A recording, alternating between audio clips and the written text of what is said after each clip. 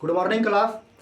आज हम लोग क्लास 10th का 20 क्वेश्चन पर डे का सॉल्यूशन देखेंगे। अगर आप इस चैनल पे नए हैं तो वीडियो शुरू से अंत तक देखिए। जब तक आपका एग्जाम खत्म नहीं हो जाता तब तक आप प्रत्येक दिन क्या कीजिए, साइंस का वीडियो देखते रहिए। तो आपको साइंस का किताब कहीं पढ़ने का जरूरत नहीं है और आपका साइंस जिंदा रहेगा। ठीक है ना, आपको कहीं कुछ नहीं पढ़, जितना हम पढ़ाते हैं उसको आप पढ़ते चलिए। देखिए आपको स्क्रीन पे दिखता होगा पहला क्वेश्चन जो हम पढ़ते हैं, कह रहा है हीलियम कैसा तत्व है। क्या कह रहा है ये, हीलियम कैसा तत्व है। तो ए नंबर में ऑप्शन दिया हुआ है ओक्रिया गैस। ठीक, तो इसका क्या हो जाएगा, हीलियम क्या है, एक प्रकार का ओक्रिया गैस है। ठीक, जो आपकी स्क्रीन पे दिखता होगा ए नंबर। ठीक ना, अब देखिए हम क्या कर देते हैं, ओक्रिया गैस हीलियम कह रहा है कि हीलियम क्या है, हीलियम क्या है, एक ओक्रिया गैस है। अब देखिए ओक्रिया गैस के अंतर्गत और कौन कौन से परीक्षा में पूछ सकते हैं। अब देखिए ओक्रिया गैस का, जिसको हम लोग क्या कहते हैं, निष्क्रिय गैस भी कहते हैं। इसका हम सीरीज लिखा देते हैं। जैसे हीलियम हो गया, नियॉन हो गया, ठीक, आर्गन हो गया, ठीक, और क्रिप्टॉन हो गया, जेनॉन हो गया और रेडॉन हो गया। आप इतना अगर याद कर लेते हैं आपका काम बन जाएगा। तो परीक्षा में कुछ भी पूछ सकता है। मान के चलिए इस एग्जाम में दिया है क्या, हीलियम दिया, अगले एग्जाम में क्या दे सकते हैं, नियॉन भी दे सकते हैं, आर्गन भी दे सकते हैं, क्रिप्टॉन भी दे सकते हैं, जेनॉन भी दे सकते हैं और रेडॉन भी दे सकते हैं। ये सबको हम लोग क्या कहते हैं, ओक्रिया गैस कहते हैं या निष्क्रिय गैस कहते हैं।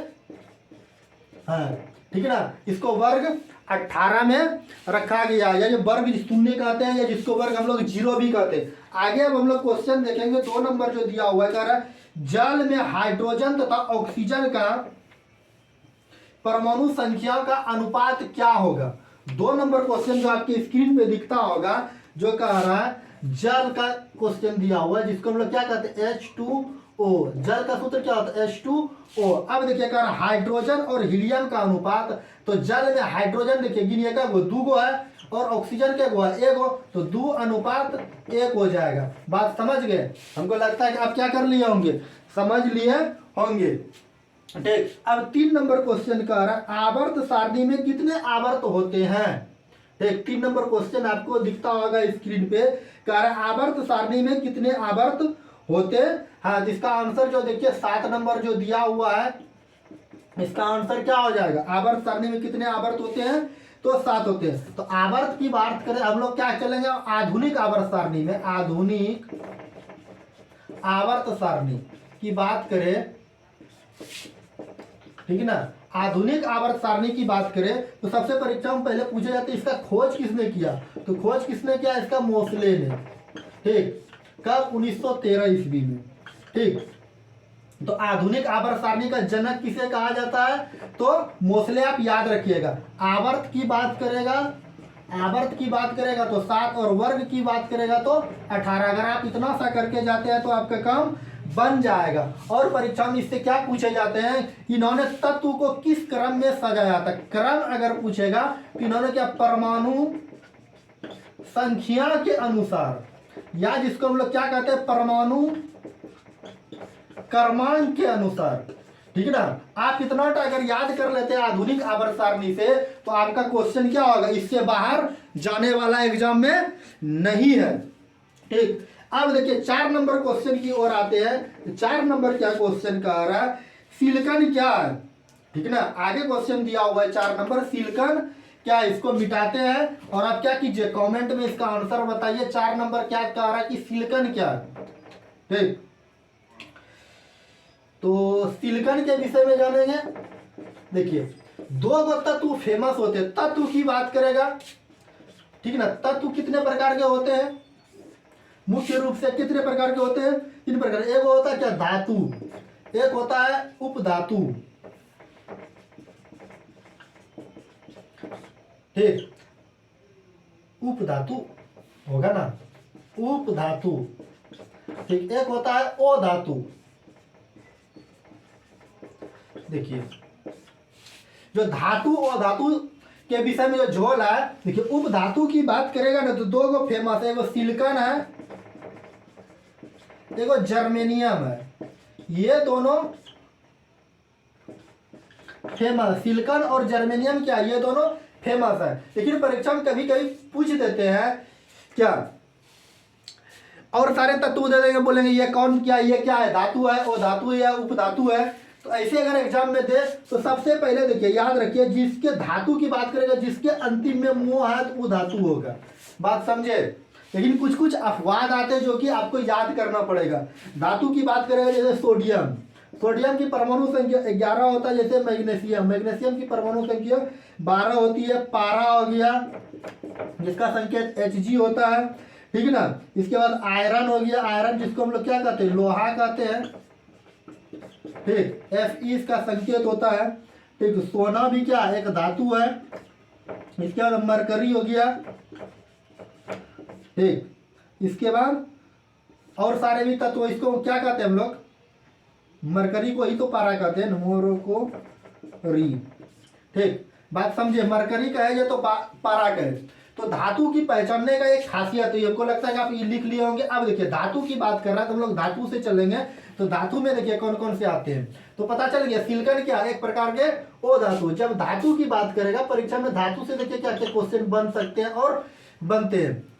तो सबसे पहले दे देता निम्नलिखित में से कौन सा धातु है, हम क्या बताएं, जिसके अंतिम में मोह है तो क्या हो जाएगा, धातु हो गया। जैसे सोडियम हो गया, सोडियम एक प्रकार के क्या एक धातु जिसकी परमाणु संख्या क्या होती है 11 होती है। और परीक्षा में पूछे धातु प्रायः ठोस अवस्था में पाए जाते हैं, ठीक है। सोडियम एक ऐसा तत्व है या धातु है जिसको हम लोग क्या करते हैं, चाकू से काटते हैं और केरोसिन तेल में इसको हम डुबा के रखते हैं। कई बार एग्जाम में पूछे जाते हैं सोडियम के विषय में, कौन सा ऐसा तत्व है जिसको हम लोग चाकू से काटते हैं या कभी कभी दे देते हैं जिसको हम लोग क्या करते हैं, केरोसिन तेल में डुबा के रखे जाते हैं। तो धातु क्या है, प्रायः ठोस अवस्था में पाए जाते हैं। तो ठोस अवस्था में पाए जाते हैं। लेकिन पारा एक ऐसा धातु है जो ये क्या पाए जाते हैं, द्रव्य अवस्था में पाए जाते हैं। कई बार एग्जाम में पूछा हुआ है कौन सा धातु क्या द्रव्य अवस्था में पाए जाते हैं। और धातु की पहचानने का खासियत है जिसके 12वीं कक्षा में या तो 1 इलेक्ट्रॉन होगा या तो 2 इलेक्ट्रॉन होगा या तो 3 इलेक्ट्रॉन होगा। हमको लगता है कितना बात आप समझ लिए होंगे। अगर ओ धातु की बात करेगा, वो धातु जिसके अंतिम में नो है वो क्या हो गया, वो धातु हो गया। तो वो धातु की बात करेगा तो वो धातु मुख्य रूप से 3 तरह से पाया जाता है। एक ठोस भी पाया जाता है, एक द्रव्य भी पाया जाता है और एक गैस भी पाया जाता है। तीनों अवस्था में वो धातु पाए जाते हैं। तो गैस में जो है ना एगो मात्र फेमस है जिसका नाम है ब्रोमीन, ठीक है ना।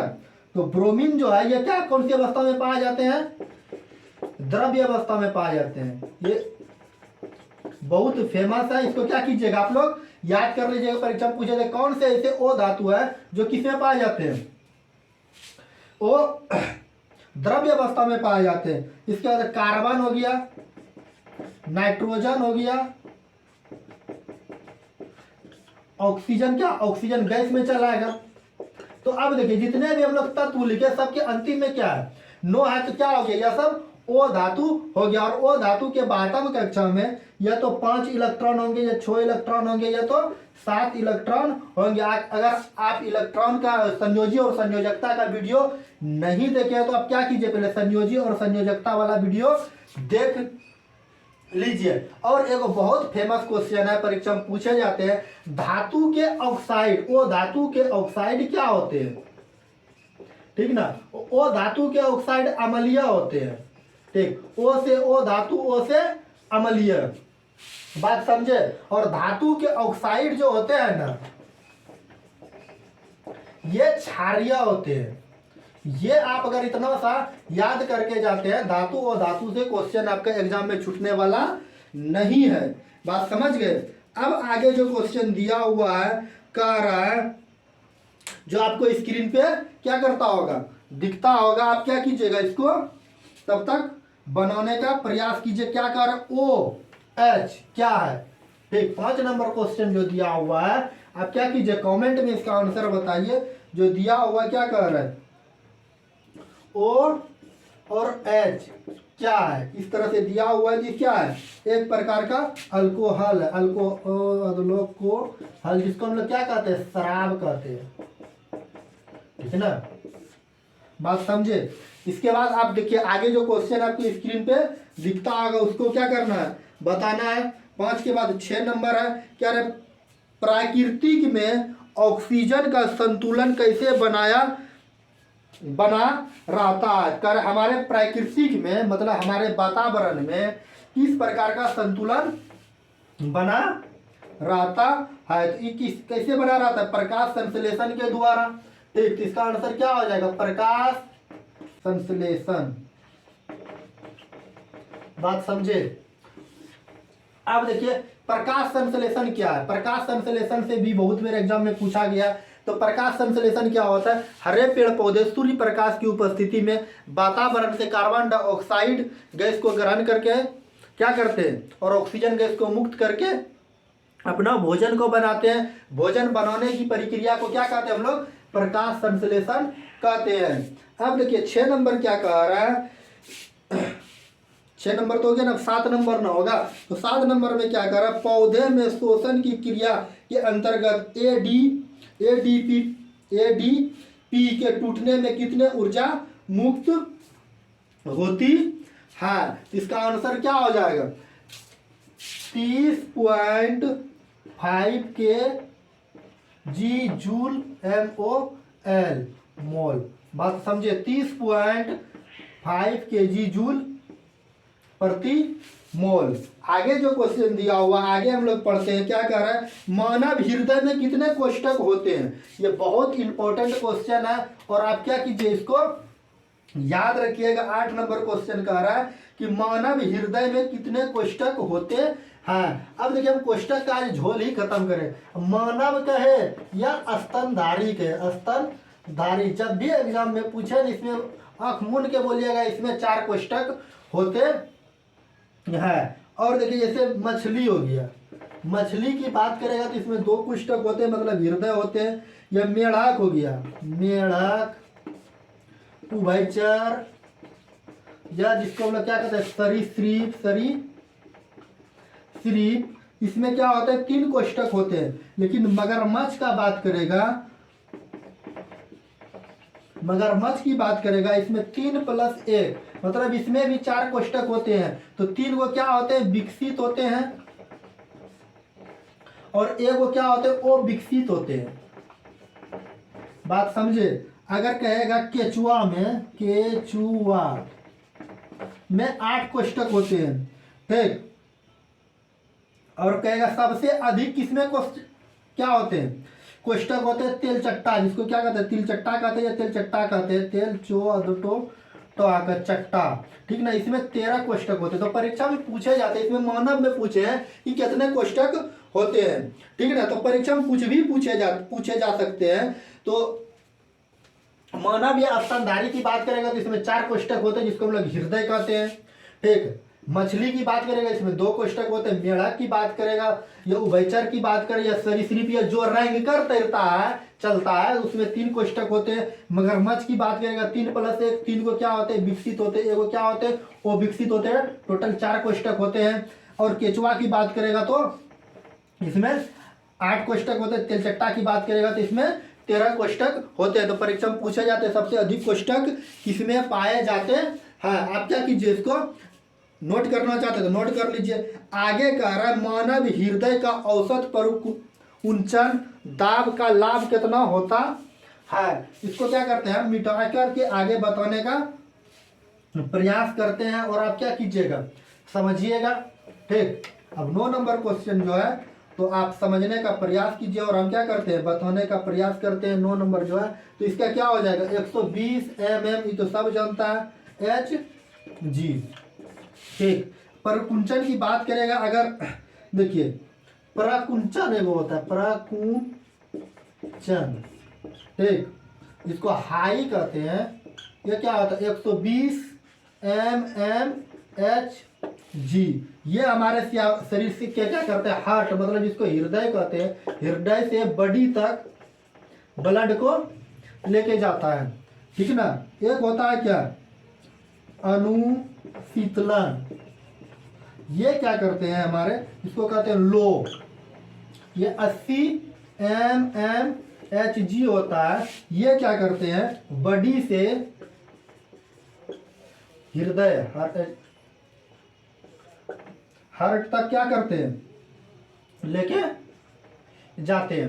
ठीक है ना। तो परीक्षा में देखिए इसी सेट में दिया हुआ है परिकुंचन। अब अनुशीतलन दे दिया तो उसमें क्या करना है, लो समझना है। और ये SCMM होता है जो क्या करते हैं, बॉडी से हृदय तक लेके जाते हैं। मतलब हमारे पूरे शरीर में जो बॉडी है, बॉडी से क्या करते हैं, हृदय तक लेके जाते हैं। और परिकुंचन में क्या होता है, हमारे हृदय से पूरे बॉडी में जाता है। आगे क्वेश्चन जो दिया हुआ है 10 नंबर जो कह रहा है उसको हम पढ़ने का प्रयास करते हैं। और आप क्या कीजिएगा, इसको कह रहा है पौधों में वाष्पो उत्सर्जन की क्रिया किस भाग में होता है। वाष्पो उत्सर्जन की क्रिया किस में कह रहा है, फिर से पढ़ते हैं। पौधे में वाष्पो उत्सर्जन की क्रिया किस भाग में होता है। तो आप क्या कीजिए, इसका आंसर कमेंट बॉक्स में लिखने का प्रयास कीजिए। और हम क्या करते हैं, इसको बताने का प्रयास करते हैं। और आप क्या कीजिएगा, इसको समझने का प्रयास कीजिएगा। तो कहाँ पाया जाता है, पत्तों में पाया जाता है। बात समझे। चलिए आज की क्लास को यही समाप्त करते हैं। आगे की क्लास नेक्स्ट डे होगा।